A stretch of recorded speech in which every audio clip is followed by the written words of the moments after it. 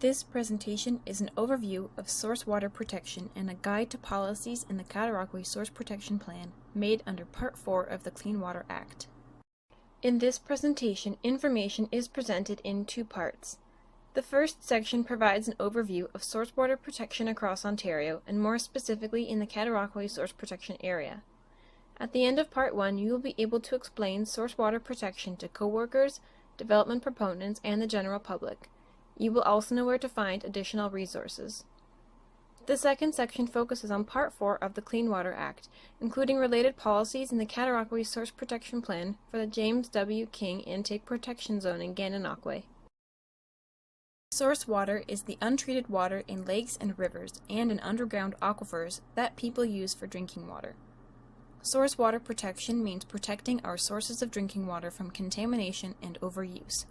Clean water is often considered an environmental issue, but it is also a public health and economic priority because people, businesses, and communities need clean water to survive. The contamination of the Walkerton drinking supply in 2000 caused 7 deaths and thousands to become ill. It was the catalyst for a public inquiry that led to 121 recommendations to better protect sources of drinking water, including source water protection.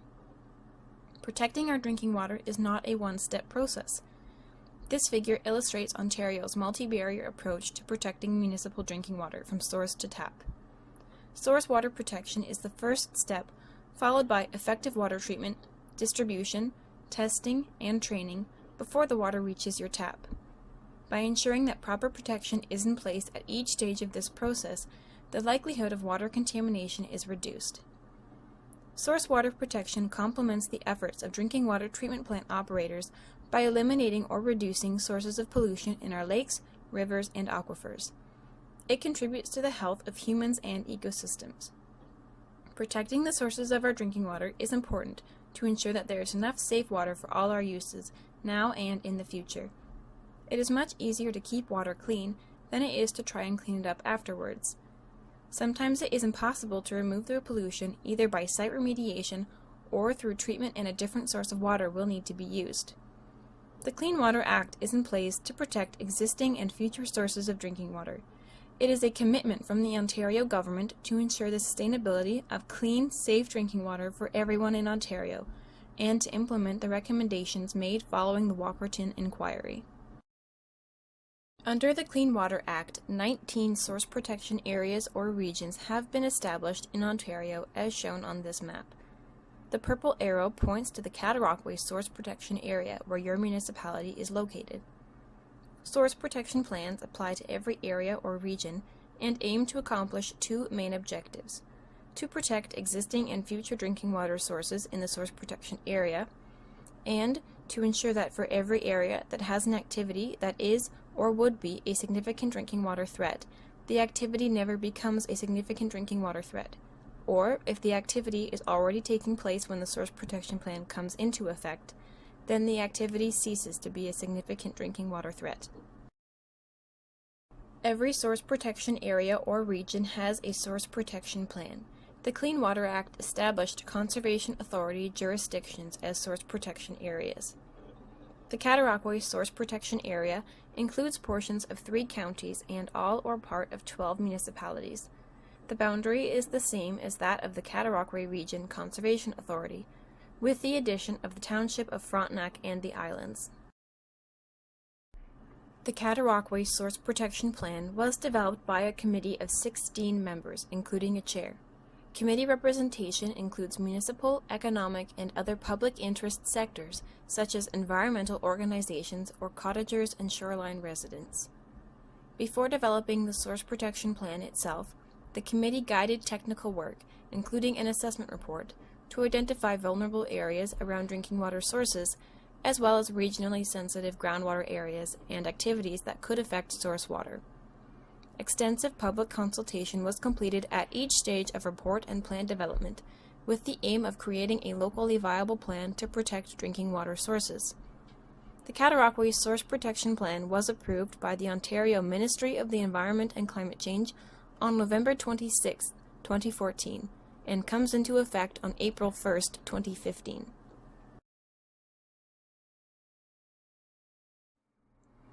This map illustrates all of the vulnerable areas within the Cataraqui Source Protection Area. The Source Protection Program focuses on drinking water systems that are owned by municipalities and provide drinking water for residential use. The 12 drinking water systems are Sandhurst Shores, A.L. Defoe, Bath, Fairfield and Amherst View, Point Pleasant and Kingston West, Kingston Central, Sydenham, Cana and Kingston Mills, James W. King and Gananoque, Lansdowne, Miller Manor and Mallorytown, and Brockville. Drinking water systems that rely on surface water sources are indicated by purple arrows, while groundwater sources are indicated by green arrows. About 80% of the Cataraqui Source Protection Area residents live in an area that is served by a municipal water system, which draws water from either surface or groundwater. Protection zones are mapped around these drinking water sources. For surface water, they are called intake protection zones, and for groundwater, they are called wellhead protection areas. The balance of the population relies on drinking water from private intakes or wells. You will notice that the majority of the Cataraqui Source Protection Area is yellow or orange. These are the regionally sensitive groundwater areas, known as highly vulnerable aquifers and significant groundwater recharge areas, which account for more than 90% of the entire Cataraqui Source Protection Area. The entire area is characterized by thin soils and fractured bedrock, so that any water and pollutants on the ground surface can easily soak in and potentially affect drinking water sources. The sensitive groundwater areas are not linked to any particular drinking water sources, but they are important for rural populations on private wells. The Cataraqui Source Protection Plan includes consideration of protection measures for these areas.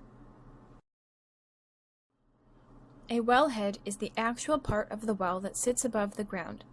It is the exposed well casing and is commonly referred to as the stick-up. A wellhead protection area is an area around a municipal well that supplies water to a treatment plant. As per the Cataraqui Source Protection Plan, actions must or should be taken in the wellhead protection area to protect the drinking water supply.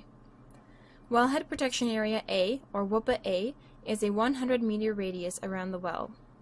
Wellhead Protection Area B, or WPA B, is an area where it takes water being drawn toward the well through the ground no less than 2 years to reach the well.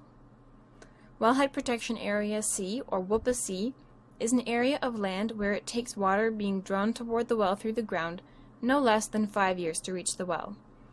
Wellhead Protection Area D, or WPA D, is an area of land where it takes water being drawn toward the well through the ground less than or equal to 25 years to reach the well. The vulnerability of each zone for every wellhead protection area was determined based on a number of factors that account for how easily the underlying aquifer could become contaminated from overlying activities. For instance, thin soil over fractured bedrock does not provide much natural protection, while a thick layer of clay does.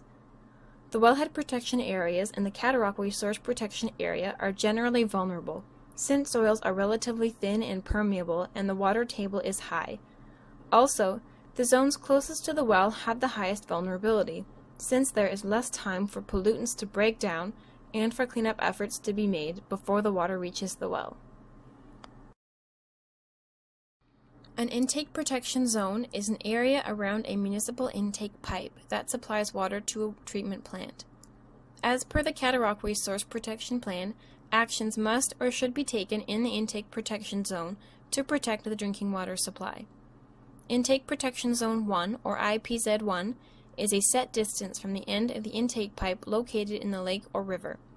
Intake Protection Zone 2, or IPZ 2, is an area of water that takes no less than 2 hours to travel to the intake pipe.